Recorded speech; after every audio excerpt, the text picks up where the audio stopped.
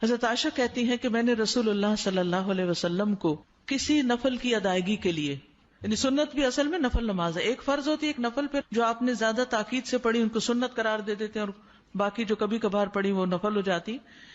کسی نفل کی ادائیگی کے لیے اتنی جلدی کرتے نہیں دیکھا جتنی جلدی آپ نماز فجر سے پہلے 2 رکعتوں کے لیے کرتے تھے. جلدی پڑھتے نہیں تھے، یعنی اس کی ادائیگی کے لیے آپ فکر کرتے تھے.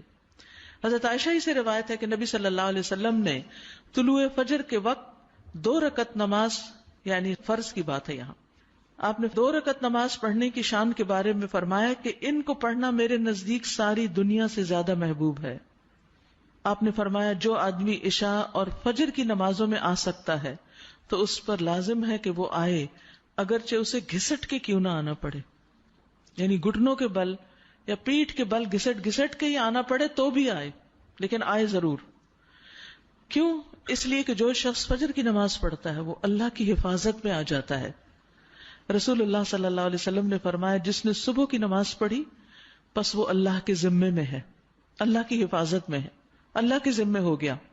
پس اللہ تم سے اپنی حفاظت کے بارے میں کسی چیز کا مطالبہ نہ کرے. کیا مطلب ہے اس کا؟ یعنی جو اللہ کے ذمے ہے اس پر کوئی ظلم نہ کرے، اور ظلم کر کے اللہ کے سامنے جواب دے نہ ہو، اس لیے کہ جس سے اللہ پوچھے گا، مطالبہ کرے گا، یقیناً اسے اپنی گرفت میں لے لے گا اور لے کر منہ کے بل جہنم میں پھینک دے گا. اس سے کیا بات پتہ چلتی ہے کہ جو شخص فجر کی نماز کی حفاظت کرتا ہے وہ اللہ کے قریب ہو جاتا ہے، اللہ کی حفاظت میں ہو جاتا ہے. کسی کو حق نہیں کہ اس پر ظلم اور زیادتی کرے.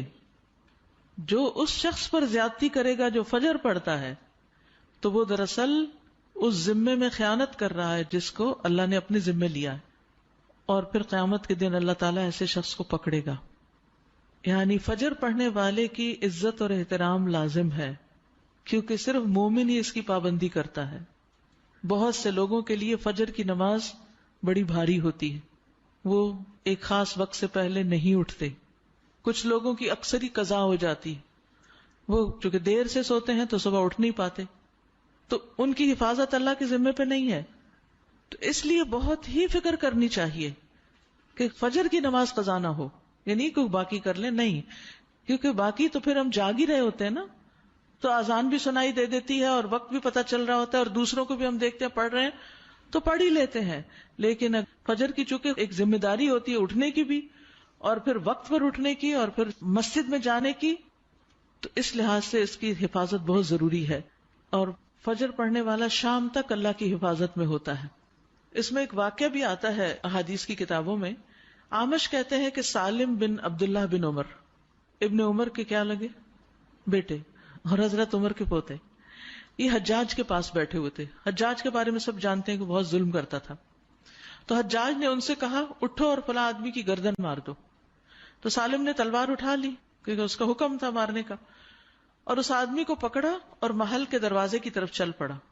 تو ان کے والد ابن عمر نے ان کو دیکھ لیا جب وہ اس آدمی کو باہر لے کے جا رہے تھے. تو انہوں نے کہا کہ کیا یہ واقعی ایسا کرنے جا رہا ہے؟ انہوں نے 2-3 بار یہ بات دہرائی. پھر باہر لا کر سالم نے اس سے پوچھا کیا تم نے فجر کی نماز پڑھی ہے؟ یعنی جس کو مارنے کا حکم تھا، کہا تم نے فجر کی نماز پڑھی ہے؟ اس نے کہا ہاں. سالم نے کہا پھر تم جس راستے سے جانا چاہتے ہو چلے جاؤ، اور وہ واپس آئے اور تلوار پھینک دی. حجاج نے ان سے پوچھا کیا تم نے اس کی گردن اڑا دی؟ انہوں نے جواب دیا نہیں. حجاج نے پوچھا کیوں؟ سالم نے جواب دیا میں نے اپنے والد کو یہ کہتے ہوئے سنا ہے کہ رسول اللہ صلی اللہ علیہ وسلم نے فرمایا جس نے فجر کی نماز ادا کی وہ اللہ کی حفاظت میں ہے یہاں تک کہ شام ہو جائے. تو ان کے والد نے ان سے کہا کہ سمجھدار رہو، میں نے تمہارا نام اسی لیے سالم رکھا کہ تم سلامت رہو، یعنی اللہ کے ذمے کے اندر خیانت نہ کرو. تو بہرحال اس سے یہ پتہ چلتا ہے کہ انسان سے بڑے بڑے حادثے، بڑی بڑی مصیبتیں ٹل جاتی ہیں جب وہ فجر کی نماز کی حفاظت کرتا ہے. اب تو الحمدللہ ہر شخص کے موبائل پر الارم ہوتا ہے، اور موبائل ہر شخص کے سرہانے ہوتا ہے، تو کوئی بھی یہ نہیں کہہ سکتا کہ میں صبح نہیں اٹھ پایا. 1 نہیں 2 3 الارم لگا لیں، 5 منٹ کے وقفے پہ رکھ لیں اس کو، کیونکہ جو شخص یہ 2 نمازیں پڑھے گا، بخاری میں آتا ہے وہ جنت میں داخل ہوگا. ایک اور روایت میں آتا ہے وہ آدمی ہرگز دوزخ میں نہیں جائے گا جس نے سورج نکلنے سے پہلے اور سورج کے غروب ہونے سے پہلے نماز پڑھی، یعنی فجر اور عصر کی. اور پھر آپ نے فرمایا ان نمازوں میں سستی نہ کرو اگر تم اللہ کا دیدار کرنا چاہتے ہو، اس طرح کہ جیسے تم 14ویں کے چاند کو دیکھتے ہو اور تمہیں کوئی دھکم پیل کا بھی واسطہ نہیں پڑے گا. یعنی جو ان نمازوں کی حفاظت کرتا ہے وہ اللہ کے دیدار کے قابل ہوگا. اور پھر بعض اوقات لوگ رات قیام کرتے رہتے ہیں، آخر حصے میں سو کے فجر قضا کر دیتے ہیں. کیا ہے تہجد کے لیے اٹھے تھے وہ آنکھ نہیں پھر کلی فجر کے لیے. تو یہ نہیں ہونا چاہیے. عمر رضی اللہ عنہ کہتے ہیں میں صبح کی نماز با جماعت پڑھوں یہ مجھے اس سے زیادہ محبوب ہے کہ میں ساری رات قیام کروں. ساری رات کے نوافل سے زیادہ محبوب ہے کہ فجر کی نماز جماعت کے ساتھ. ہاں منافق پر فجر کی نماز بھاری ہوتی ہے، تو منافقت سے نکلنے کے لیے، نفاق سے نکلنے کے لیے اس نماز کی پابندی ضروری ہے. ابی بن کعب کہتے ہیں ایک روز رسول اللہ صلی اللہ علیہ وسلم نے ہمیں صبح کی نماز پڑھائی. اس کے بعد فرمایا کیا فلاں حاضر ہے؟ لوگوں نے کہا نہیں. آپ نے پوچھا کیا فلاں آیا ہے؟ لوگوں نے کہا نہیں. آپ نے فرمایا بلا شبہ یہ دو نمازیں منافقوں پر سب سے بھاری ہیں، سب نمازوں سے زیادہ بھاری، یعنی فجر اور عشاء. اور اگر تمہیں معلوم ہو کہ ان میں کیا کچھ اجر و ثواب ہے تو تم ان میں ضرور آؤ، خواہ گھٹنوں کے بل ہی کیوں نہ آنا پڑے. تو اس لیے خود بھی اور اپنے گھر والوں کو بھی، اپنے بچوں کو بھی اس کا پابند کریں. سبحانک اللہم و بحمدک اشہد ان لا الہ الا انت استغفرک.